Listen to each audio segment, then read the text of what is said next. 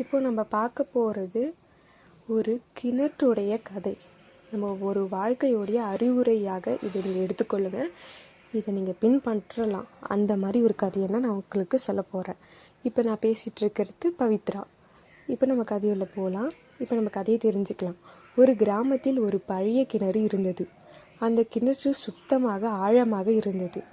எல்லோரும் அந்த கிணற்றில் தான் தண்ணீர் எடுத்து கொண்டு வருவார்கள். அந்த கிணற்றில் தண்ணீர் பஞ்சமில்லை, எப்பொழுதும் நிரம்பி இருந்தது. மக்கள் தங்கள் வயலுக்கும் வீடுகளுக்கும் அந்த தண்ணீரை தான் எடுத்து செல்வார்கள். ஒரு நாள் ஒரு வெளிநபர் அந்த கிராமத்திற்கு வந்தார். அவருக்கு தண்ணீர் தேவைப்பட்டது. அவர் அந்த கிணற்றை நோக்கி செல்கிறார். அவரிடம் ஒருவர் சொல்கிறார், அண்ணா, அந்த கிணற்றுக்கு எதுக்கு செல்கிறீர்கள்? பக்கத்தில் ஒரு புது கிணறு இருக்குது, அங்கே போயிட்டு தண்ணீர் எடுத்துக்கோங்க அப்படின்னு அவர் சொல்கிறாரு. அந்த வெளிநபர் கிணற்றுக்கு போகாமல் அந்த புது நபர் சொல்கிறாருல்ல அந்த கிணற்றுக்கு தண்ணீர் எடுக்கலாம் என்று போகிறார். அங்கு அருமையாக இருந்தது. பளிச்சென்று கட்டிடம், பழுப்போ பளிச்சென்று இருக்கிறது. ஆனால் ஒரு விஷயம், அந்த புது கிணறு தண்ணீரை பெரிதாக தரவில்லை. சிலருக்கு மட்டும் தண்ணீர், அதுவும் ஒரே முறையில் இல்லை, சில நேரம் வரும். வெளிநபர் திரும்பி பழைய கிணற்றை நோக்கி வரும்போது ஒரு வயதான தாத்தாவை பார்க்குறாங்க.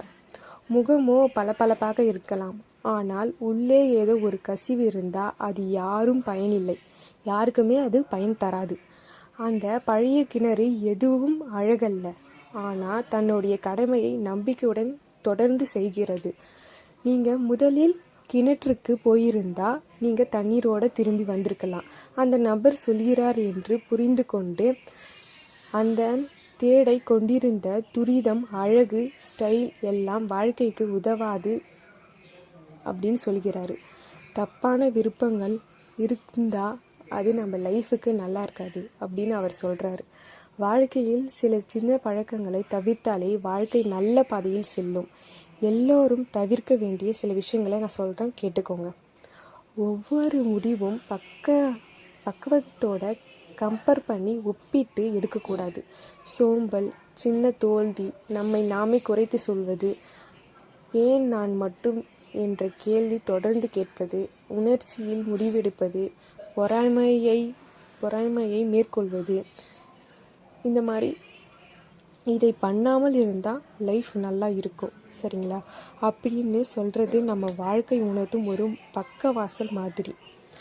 நம்மை நாமே காப்பது தான் நம் வாழ்க்கையை உணர்த்தும் முதல் வெற்றி. இந்த கதை பிடிச்சிருந்தா, இது உங்களுக்கு புரிஞ்சிருந்தால் கமெண்ட் பண்ணுங்கள்.